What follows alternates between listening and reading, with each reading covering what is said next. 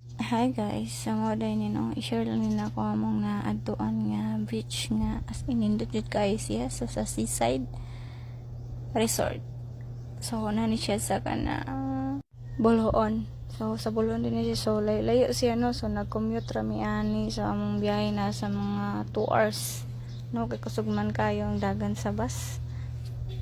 Then okay ra jud kayo, worth it ra jud kayo, so nag overnight mi ani diri. So kuyog di ko sa mga friends sa akong love no, so tanawa lang ang view, super nindot jud kayo siya makarelax. And then sa karon i-torta mo sa sud sa room, so mo din ni ang sud sa balay. So ang akong naganahan jud ani is daghan kay kwarto bes, so mo ni siya ang kusina natoy kwarto dito din usa nya kanina duha ka bed, ako pa jud kay nang lugar diha, so magmirror sa ano pak to pay bata naglukso-lukso, so napa doy another kwarto.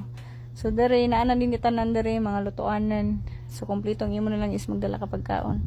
So sa gawas pa lang daan sa terrace, magimot-imot ka diya, magimot ka kay wapa ka bayad sa mga utang pero naglaglagi apong ka, di ba? So pauli na mi ani no, kanindot kay sa view, nag-blow ang dagat, oh my gosh. So try mo nindot jud lagan diri dapita sa Buluon sa